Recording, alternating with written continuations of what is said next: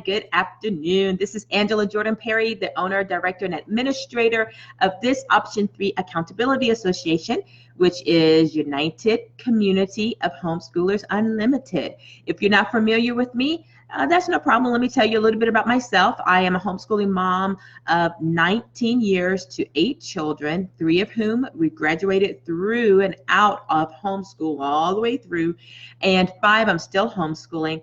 I am, let's see, we make our home in the northwestern part of the state of South Carolina, and here I give families in the state, meaning here in the state of South Carolina, I give legal status to families to homeschool under the law of Option 3, the South Carolina law of Option 3, okay? So my purpose-driven life is to make a positive impact on thousands of homeschoolers worldwide. I do that first reaching those families here in the state of South Carolina who homeschool their children, and then all across the country, and now even into the world. Yes! So far it's been England and shoot, I want to say Romania, but I don't know that she's not in Romania. I'm not saying it right. And then soon into Africa. Yes! So I'm really excited about that. I'll be heading back to Africa in October. Made a lot of great connections there who are homeschooling, and now also in England. So I'm just excited how the doors are opening up. So that's just a little bit about me. So today's question, this is for South Carolina homeschoolers. How do I get my homeschool child ready for dual enrollment courses? Okay, so in the state of South Carolina, you have a few different categories. One, college prep, which is your basic high school studies, preparing you for college. So these subjects are college prep, which you would see on your transcript. The other option is dual enrollment. Dual enrollment is where your student is taking classes in college, and those courses will count as college credit and as high school credit. So they're getting dual credit. However, in college, those credits will be, 3 credits a course, where that same credit, that same course that they take in college will only receive 1 credit on their transcript, okay? So it's dual enrollment. You're going to see it on replay, Heidi. Okay, very good. It'll be here. All right, and so the other one is AP courses, which is advanced placement. Those can only be taken where it's a certified advanced placement course is being conducted. Like a parent can't teach an advanced placement course. It has to usually be in high school. There are some accredited advanced placement courses online, but it has to be certified advanced placement, okay? And then the other one is an IB. I'm not even familiar with it, called IB/IP. I'm not sure what that is. I've never had any students who have used that, but it is a category on here in South Carolina that a student may take those courses.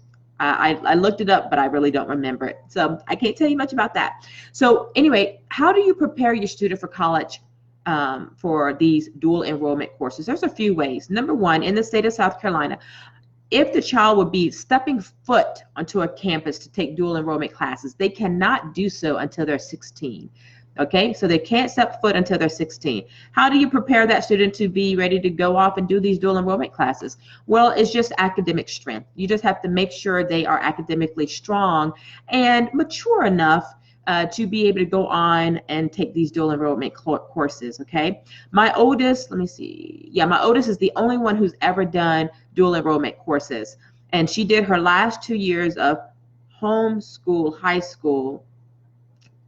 She did those courses at North Greenville. So she did courses that I knew which would benefit her high school transcript, but also will allow her to be prepared for her associate's degree, if she was going to go on to school at North Greenville. So they weren't specific major, whatever the major she was going to study in, they were not those courses. It was just like New Testament survey, Old Testament survey, something with Jim, I can't remember what that was, and then something else. She also played in the orchestra because she was a violinist, so she auditioned and was able to play in the orchestra, I think for 2 years at North Greenville. So, those are the kind of things she did. How did I prepare her? just giving her strong academic studies, okay? That was just it. Now, I do have a lot of families who are members of my homeschool association who allow their children to take dual enrollment classes younger, and you can.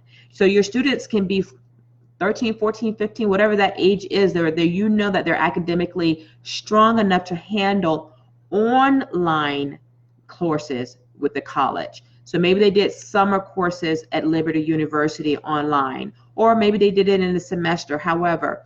So at that age, there are many online colleges who offer online courses in which homeschool students can take these dual enrollment classes, okay? They can do that younger than 16. To the campus and take courses, they have to be 16 years or older. And basically what you do is just contact different colleges in the area if they're going to go onto the campus, you know, technical schools, community colleges, full 4-year universities, and just ask them, what do they have to offer? When are those courses are offered?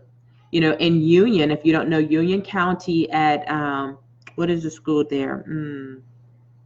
I think it's the Upstate. I think Upstate has, South Carolina Upstate, they have a off-site place in Union, and they allow to come and take courses with them. All right, so Southern Western, I think that's what it is. I'm not saying it right, but they offer great discounts on homeschooling students, and I get this information from these colleges all the time, inviting homeschoolers to come and to do dual enrollment. Why? This is a whole nother subject, and it's going to be a little bit longer than what I wanted for this video. But colleges are recognizing that homeschool students are superior. I won't say superior, that might be too strong.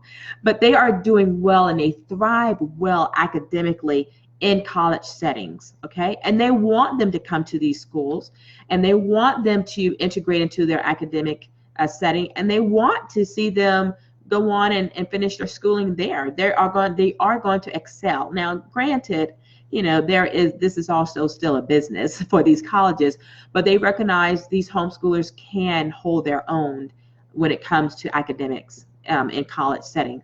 When my daughter, my oldest, when she took classes at North Greenville, the professors never even knew that she was a homeschooler. So the other thing is, when they go off into these community colleges, they don't have a tag that says homeschool student or a sign over their head that says this is a homeschool student. They don't have that. They integrate right into the atmosphere and the community of these colleges, just like any other student. They have full access to the cafeteria for lunch, full access to the library. They actually get a college, their card with their picture on it, so that they can have access to all the things as if they are a full-fledged college student, okay? So how do you prepare them? Just make sure their academics are strong in their elementary years, and that they have a love of learning, and that you're teaching them time management. That was the biggest thing, teaching my daughter time management. You know, in college, they get a lot done, but they do it in a semester. And when I recognize that, hey, a student can do all of this work in a semester, particularly a homeschool student, I changed my whole homeschooling round. So I expect them to do a lot of their subjects in a semester. We go through a block setting of semesters. So many of you know that my kids graduate early. She was finished at 15, I think it was. And so her 16 and 17 years, she was in college. And then my third daughter, she went off to Mississippi and studied university, 4-year university. She could have went at 15 because she was done, but she wanted to wait to 16. So she started college as a freshman at 16. She will be 19 this fall in September and going into her junior year. Okay, so that, if you have more questions, just ask them down below. I'll be happy to answer them. This is a little longer than what I wanted, but hopefully that gives you a leg up on some information about dual enrollment courses, okay? Be sure to go over to YouTube, subscribe to my channel, United Community of Homeschoolers Unlimited, subscribe, and when you watch a video, please click the thumbs up button. Just don't watch it and move on. Click the thumbs up button, because that shows that United Community of Homeschoolers Unlimited. My website, www.uchunlimited.com. All right, make sure you just get connected to me there. And I look forward to serving you and your family this homeschooling year. Wow, this year has been busy with membership, so I got a lot of work ahead of me.